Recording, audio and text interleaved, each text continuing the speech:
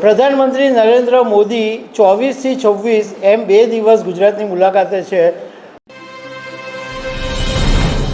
પ્રધાનમંત્રી નરેન્દ્ર મોદી આગામી 24થી 26 એટલે 24મી રાત્રે લગભગ આવશે અને 25 અને 26 2 દિવસ ગુજરાતની મુલાકાતે છે અને એમના જુદા જુદા કાર્યક્રમો છે। નિહોલમાં જાહેર સભા પણ છે, બહુચરાજીમાં મારુતિના એક મોટા ફેક્ટરીનું ઉદ્ઘાટન બી કરવાના છે અને એ સિવાય બી ઘણા બધા કાર્યક્રમો છે અને એને કારણે ભાજપ નેતાઓ અને તંત્ર હમણાં દોડતા થઈ ગયા છે।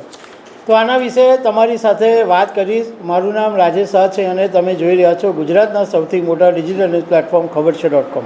ગુજરાત એ પ્રધાનમંત્રી નરેન્દ્ર મોદીનું ગૃહ રાજ્ય છે અને સ્વાભાવિક જ છે કે ગુજરાત પ્રત્યે એમને અનેરો પ્રેમ છે। પ્રધાનમંત્રી નરેન્દ્ર મોદી 24થી 26 એમ 2 દિવસ ગુજરાતની મુલાકાતે છે। હજુ એમનો સત્તાવાર કાર્યક્રમ નક્કી નથી થયો, પરંતુ જે પ્રમાણે જાણવા મળ્યું છે એ પ્રમાણે 24મીએ રાત્રે આવશે અને 25 અને 26 2 દિવસ ગુજરાતની મુલાકાતે છે।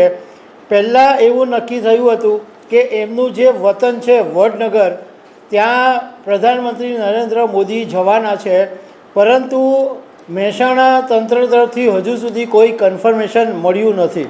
પણ એક વાત એવી જાણવા મળી છે કે પ્રધાનમંત્રી નરેન્દ્ર મોદી અમદાવાદના વાસ્કોઈ તાલુકામાં આવેલા નિકોલની અંદર શહેરી વિકાસ વિભાગની જુદી જુદી યોજનાઓનું લોકાર્પણ કાર્યક્રમ કરવાના છે અને એક જાહેર સભાને પણ સંબોધન કરવાના છે એવું જાણવા મળ્યું છે। આ ઉપરાંત બહુચરાજીની અંદર મારુતિ કંપનીની ઇલેક્ટ્રિક કાર ડિવિઝનના એક પ્લાન્ટને ખુલ્લો પણ પ્રધાનમંત્રી નરેન્દ્ર મોદી મૂકવાના છે।